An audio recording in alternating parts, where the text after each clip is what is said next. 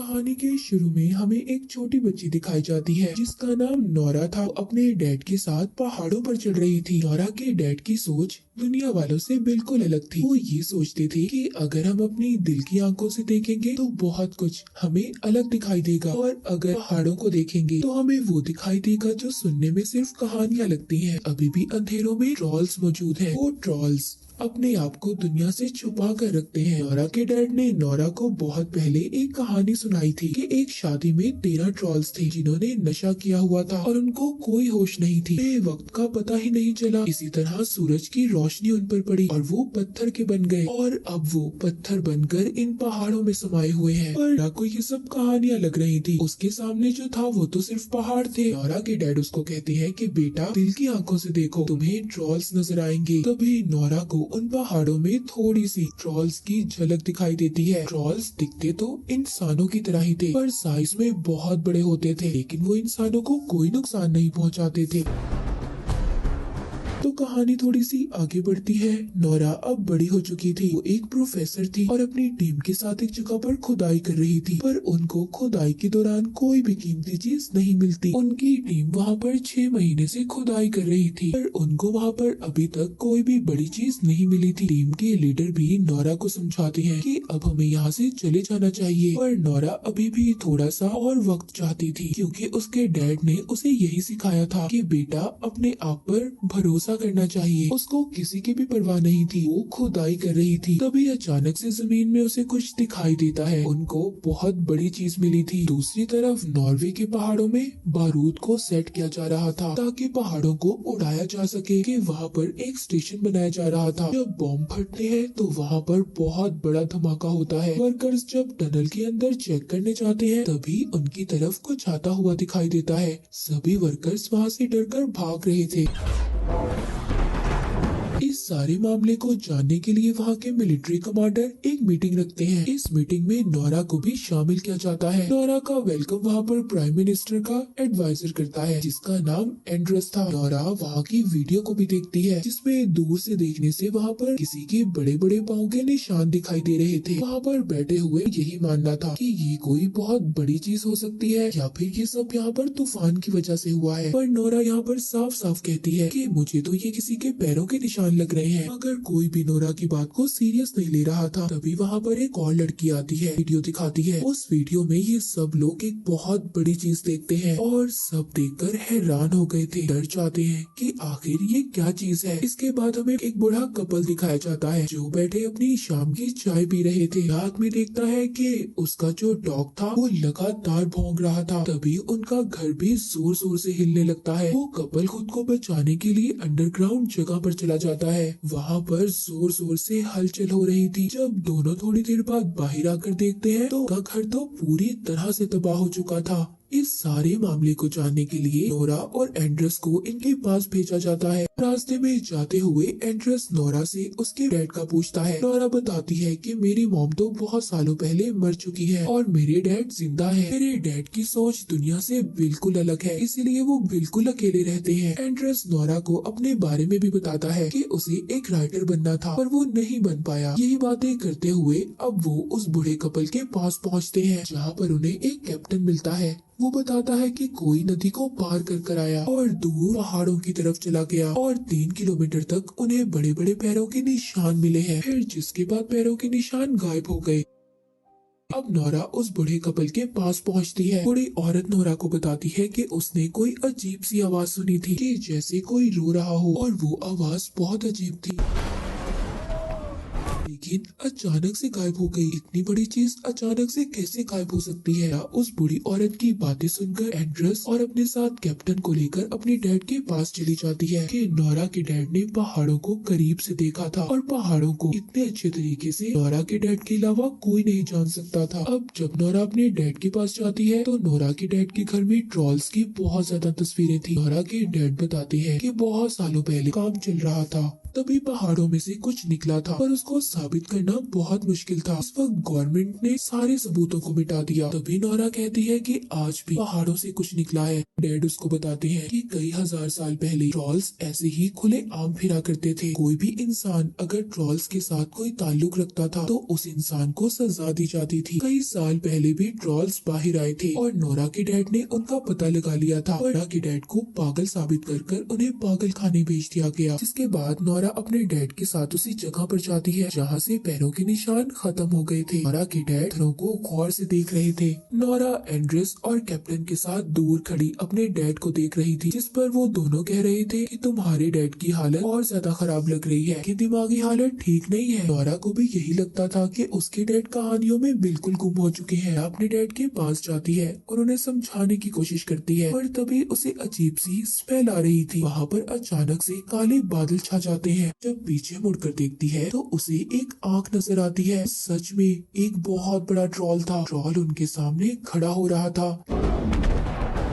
Captain जल्दी से सबको वहाँ से ले जाता है और यहाँ से निकलते हुए वो अपने कैमरे में सबको ये वीडियो वहाँ पर मिलिट्री कैंप में दिखाते हैं। किसी को भी देखकर आंखों पर यकीन नहीं हो रहा था। नोरा के डैड अब भी ट्रॉल्स की बातें कर रहे थे, पर अभी किसी को भी उनकी कहानियों पर यकीन नहीं था, इसीलिए उनको वहाँ से बाहर निकाल दिया जाता है। नोरा यहाँ पर सब बातें समझने के लिए उनसे थोड़ा टाइम मांगती है। वहाँ की प्राइम मिनिस्टर नोरा से कहती है कि हमारे पास इतना वक्त नहीं है कि तुम इन सब बातों को समझोगी, और हम उस वक्त तक का इंतजार करेंगे जब तक तुम समझोगी कि वो क्या चीज है। वो चीज हमें तबाह कर देगी। अब आगे का काम मिलिट्री ही संभालेगी। वो जो भी चीज होगी उसको मार दिया जाएगा। कैप्टन के पास जाती है। वो कैप्टन से कहती है, क्या तुम हमें अपने साथ नहीं लेके जा सकते? मैं भी तुम्हारे साथ जाना चाहती हूँ। को इस बात की इजाजत तो नहीं थी कि वो इन तीनों को साथ लेकर जाता, लेकिन फिर भी वो नोरा की बात मान लेता है। मिलिट्री उन्हें ट्रॉल की लोकेशन बताती है कि वो कहाँ पर है, जिसके बाद सभी वहाँ पर पहुँच जाते हैं। वहाँ पर सब फौजियों को भेज दिया जाता है। वहाँ पर सबको ट्रॉल का इंतजार करना था। वहाँ पर डैड उससे माफी मांगते हैं क्योंकि नोरा के डैड ने उसे कभी टाइम नहीं दिया था। उसके डैड के होते हुए भी उसने ऐसी जिंदगी गुजारी कि जैसे उसका इस दुनिया में कोई ना हो। और नोरा कहती है कि मैं अकेली नहीं हूँ, डैड अभी मेरे साथ है। इसके बाद वहाँ पर ट्रॉल आ जाता है, लेकिन वो अपनी जगह पर ही रुक गया था। उसको पता चल गया था कि इर्द गिर्द लोग हैं। फिर वहाँ पर ट्रॉल को देखते ही फायरिंग करने का हुक्म दे देता है, पर उस फायरिंग से ट्रॉल को कुछ भी नहीं हो रहा था। उल्टा ट्रॉल को बहुत ज्यादा गुस्सा आ जाता है।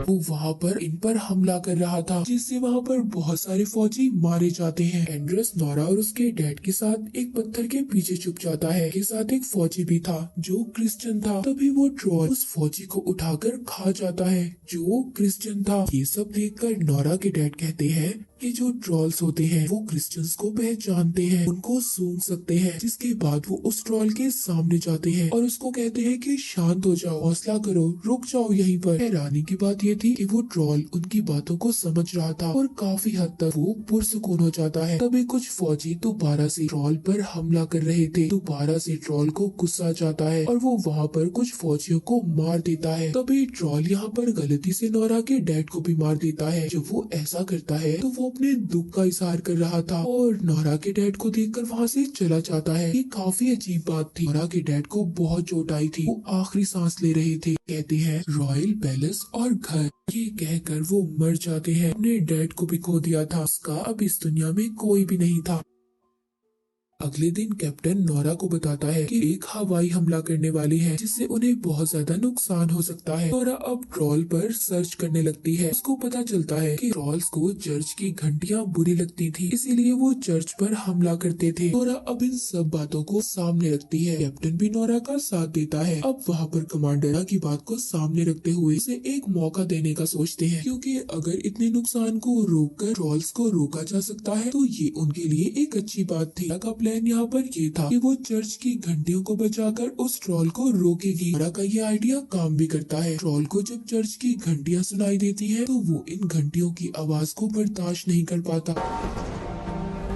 सभी घंटियों को तोड़ने लगता है, जिसके बाद वो इन आवाजों को सुनकर बेकाबू हो गया था, जिससे वहाँ पर एक बच्चे की जान भी जाने वाली थी। पर ट्रॉल उस बच्चे को बचा लेता है, उसे कुछ नहीं होने देता। सब लोग ये देखकर हैरान थे। इसके बाद ट्रॉल वहाँ पर नोरा को देखता है, जिसके बाद वो यहाँ से चला जाता है। नोरा का आइडिया काम नहीं करता, इसीलिए उसको इस मिशन से बाहर निकाल दिया जाता है। पूरी गवर्नमेंट ये सोचती है कि वो उस ट्रॉल पर मिसाइल से हमला करेंगे, इसी वजह से ये शहर को खाली करवा दिया गया था। पर इस मिसाइल की वजह से उन्हें काफी नुकसान होने वाला था, जिसके बाद हम देखते हैं कि एंड्रस नोरा को घर छोड़ने जा रहा था। नोरा को ये बात समझ नहीं आ रही थी कि ट्रॉल अब किस साइड पर जाने वाला है। यहाँ पर उसको अपने डैड की कही हुई बात याद आती है, जिन्होंने मरते हुए रॉयल पैलेस का नाम लिया था, यानी कि राजा के घर का। नोरा वहाँ जाने का फैसला करती है। वहाँ पहुंचकर उसको राजा का चीफ मिनिस्टर मिलता है। वो बताता है कि पहले जमाने में ये माना जाता था कि अगर किसी राजा का घर किसी दूसरे राजा के घर के ऊपर बनाया जाए तो ये बहुत ज्यादा अच्छा होता है, शुभ माना जाता है। वो बताता है कि महल से पहले यहाँ पर ट्रॉल्स का घर हुआ करता था, उनको पहाड़ों का राजा कहा जाता था। वो चर्च की घंटियाँ बिल्कुल अच्छी नहीं लगती थी, इसलिए वहाँ के राजा ने सबको मरवा दिया और एक बच्चे को जिंदा छोड़ दिया। उस बच्चे को डरा धमकाकर पहाड़ों के अंधेरों में भेज दिया गया ताकि वो वहाँ पर मर जाए। वो ट्रॉल इसीलिए यहाँ पर आना चाहता है। सालों के बाद वो उठा है, वो अपने घर वापस आना चाहता है।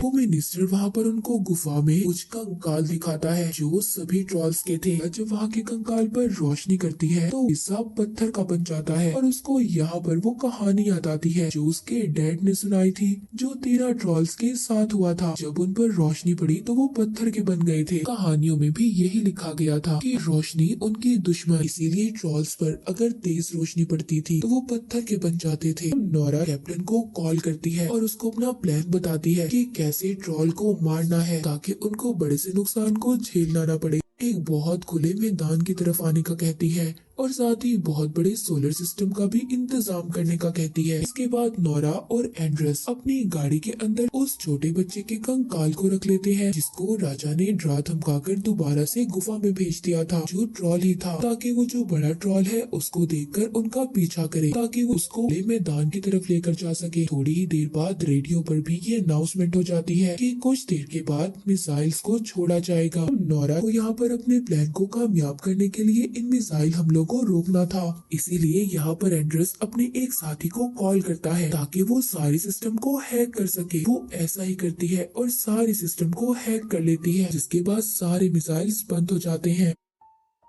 कैप्टन ने भी सोलर सिस्टम को सेट कर लिया था। दूसरी तरफ नोरा और एंड्रस उस कंकाल के साथ ट्रॉल के रास्ते में आकर खड़े हो जाते हैं। ट्रॉल वहाँ पर जब उस कंकाल को देखता है तो उनके पीछे पड़ जाता है। नोरा यहाँ पर जल्दी जल्दी अपनी गाड़ी भगाती है। नोरा अचानक से जब अपनी गाड़ी रोकती है तो वहाँ से कंकाल नीचे गिर जाता है, जिसके बाद ट्रॉल वहाँ पर उस कंकाल को अपने हाथ में उठा लेता है। देखकर रोने लगा था, अभी उसके दर्द को महसूस कर रही थी। ट्रॉल का पूरी दुनिया में कोई भी नहीं था, वो बिल्कुल अकेला था। तभी वो कंकाल नीचे गिरकर टूट जाता है। अब गुस्सा आ रहा था और गुस्से से वो नोरा और एंड्रस के पीछे पड़ जाता है। नोरा भी बहुत तेजी से गाड़ी चला रही थी ताकि वो ट्रॉल से बच पाए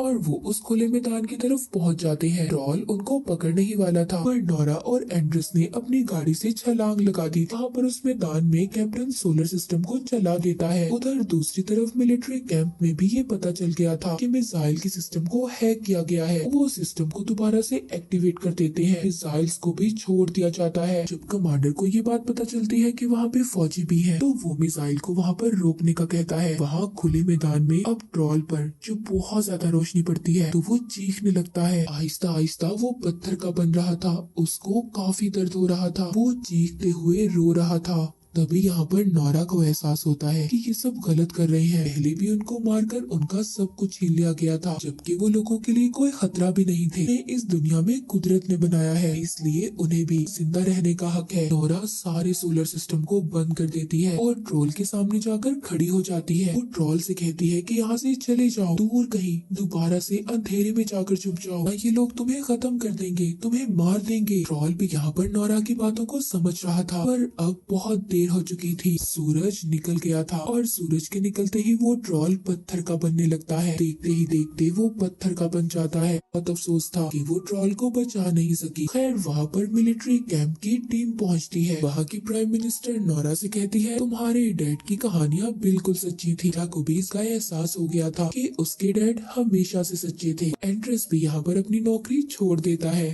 वो प्राइम मिनिस्टर से कहता है कि मुझे तो राइटर बनना है। एंड्रेस नोरा से कहता है, क्या पहाड़ों के अंधेरों में और भी ट्रॉल्स रहते हैं? नोरा इस बात पर हंसने लगती है, कहती है हाँ कुछ भी हो सकता है, ये दुनिया बहुत बड़ी है। और इसी के साथ ये मूवी यहीं पर खत्म हो जाती है।